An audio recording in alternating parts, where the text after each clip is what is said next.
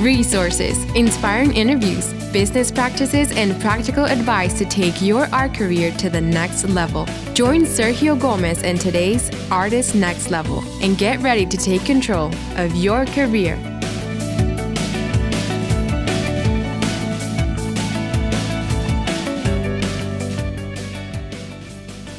Well, hello, my next level friend. Welcome to a brand new episode of the Artist Next Level podcast. This is a special edition episode in which I am interviewing artists from around the world as they are stuck at home during the coronavirus lockdown.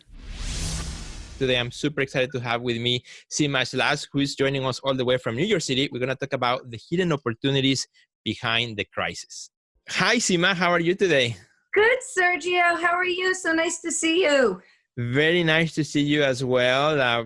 Super happy to have you here in the show, and particularly talk about some of the hidden opportunities, hidden treasures that sometimes happen behind a crisis. And we're going to have a great conversation about that, how you are also adapting as an artist to this new reality and that we all living right now. And before we do that, tell me a little bit how things are in New York, because you are in New York City. So right. You are, really close to what's happening there. Can you give us a bit of an update? And also, how is the art community, artists that are coping with it? It's interesting because New York, I feel like it's been a little de-New York City-ified. It's quiet. Yeah. The streets are, the essential businesses are open, but it's very quiet. It's strange. In a way, this sounds strange, but the air is very clear. I mean, you can really see the sky. And when you do go outside for like the 2 minutes with the mask and everything, the air feels really clean, but it's eerie and it's quiet. A lot of people have left. Nice. So, it's sad, but I think we're all feeling it. It's a very different atmosphere. Absolutely. And I was in New York for the Armory show. So right before it all started, and kind of when we were there already, the news were starting to get big and people staying there. We're like, the Armory show was like packed of people, like, you know what? My gallerist from Boston we were at, we were at spring break and I was helping her out there and it was busy. And, you kept hearing news, but it was like, I was taking it seriously, but I just didn't expect a pandemic. Yeah. But who did? I mean, how could have anyone known? And so quickly, because things kind of develop like overnight, we got back to Chicago and like the next day, like everything closed down. Like, wow. Exactly. And I just wasn't prepared for it to go so fast, but So tell me how the art community or the artists that you connect with, how are they also coping with it? Everybody's kind of coping. I think that's the word. The best way. I think at first people were in shock, and people are adjusting to working at home in their studios. The one thing I think I've been really connecting with my friends on social media and really getting inspired by other artists working at home. And I've been finding that many of my friends in their practice are really experimenting because before everything is so, we have all these other obligations. You want this time and you keep saying, I'm going to try this, but well, now we have the time. So that's what I'm finding. A lot of my artist friends are experimenting and trying new things. And that's really cool to be hearing about. And it's helped me a lot too. And I think you are absolutely right. This kind of is fertile ground for testing, for experimenting. Yes. Because we are all in it together. It's not like other things like, well, maybe something happens in a certain region and that's the only ones affected, but life is normal everywhere else. But right now, this is a global crisis. Crazy. So artists that you connect everywhere, we're all kind of under the same situation. So it kind of, absolutely, I think it gives us even a further open door to be creative in different ways, to try things. I've seen artists doing videos, doing collaborations with others through social media. I mean, or just working in their studio, but creating, their own thing in closed doors, which is like we were talking a little bit about this before the call. For as much as we love the art world in our cities and the galleries and so on, staying in your studio is hard when you have to run so many things as part of your art business. But right now, everybody's kind of like, no, you got to stay home. I know. And there's a funny thing. There's something freeing about it. And I never, you would think you're trapped at home and, oh my God, but I'm finding, personally for me, I was very lucky. I had all these art supplies at home, but I'm running out of the stuff I usually use. But necessity is the mother of all invention. So I'm finding I'm using materials I never thought I would use. Before, and it's so cool. Absolutely. So I'm grateful for it in a way. So let's talk a little bit about that a little bit more in your own art practice. I've known your work for quite a few years. I met you through the National Wet Paint MFA Biennial, which I curate, and that's where we met for the first time. We've been in touch. Then I've created other exhibitions, which you've been part of it too. So I've seen your development as an artist and the work that you have done. Tell me a little bit, how you're adapting, because you also like to work sometimes in large scale and a lot of material. Tell me how you're adapting to that and how this is kind of making you, look at things in a new way. Well, I'm working smaller, which is, I'm adjusting because, it's funny.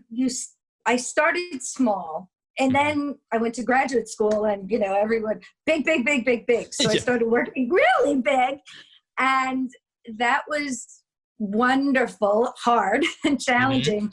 And I'm going back to smaller and I'm enjoying it. It's changing so much, but I'm having a good time with it. I have to say, I really am. And although I don't have the space I have, that's okay. I'm still working figuratively, but I'm pushing myself to be more uncomfortable with it. Okay.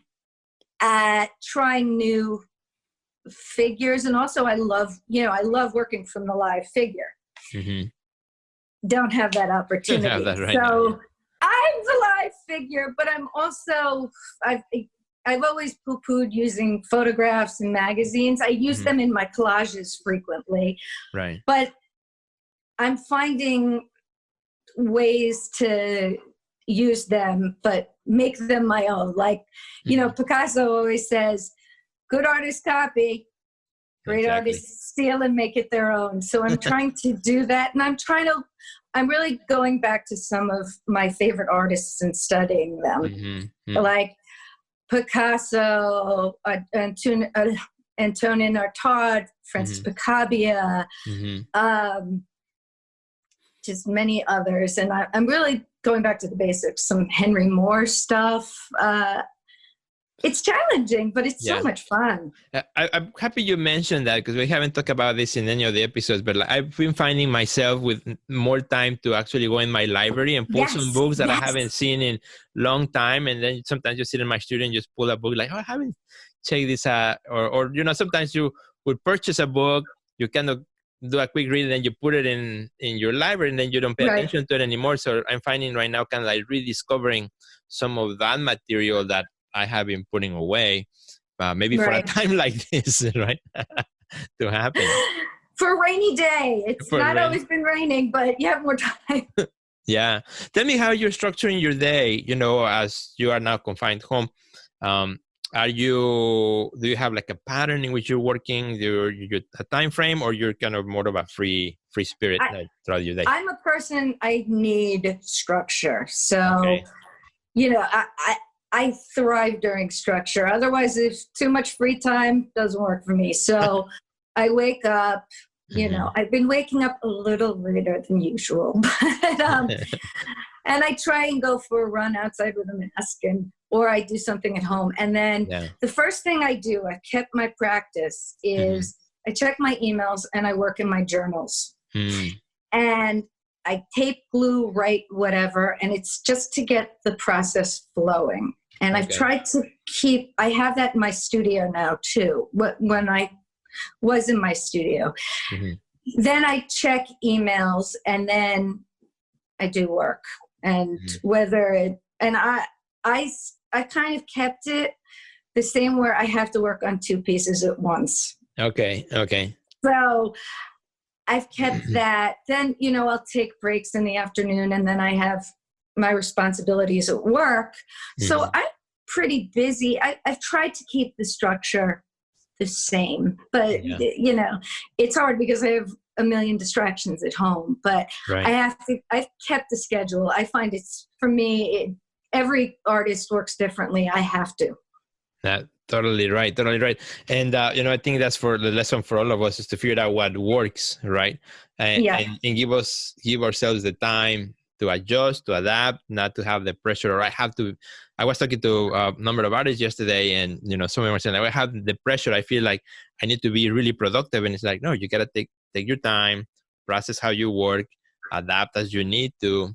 And then, then it will flow. It has to feel natural for you. Absolutely. And I think in our regular lives, we're so pressured to produce.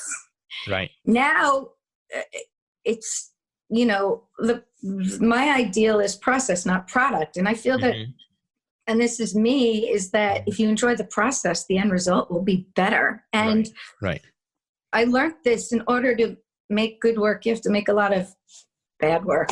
I don't know how relevant that is, but it is, I think.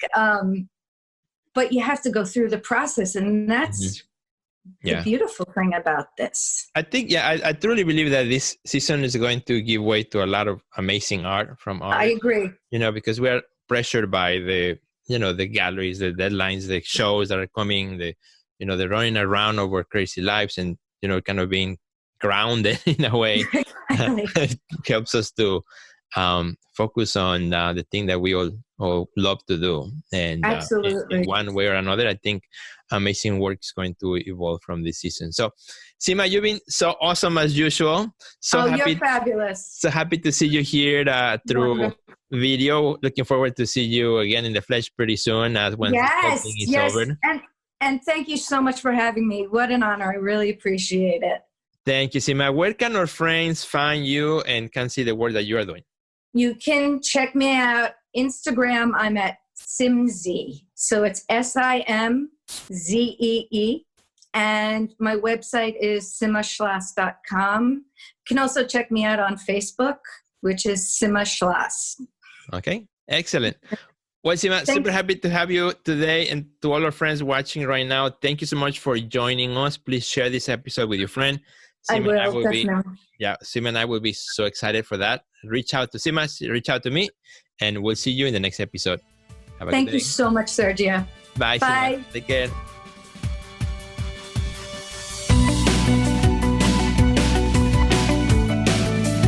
Check out our website at www.theartistnextlevel.com, where you will find our podcast library, learn about our upcoming webinars, find resources relevant to your career, and much more.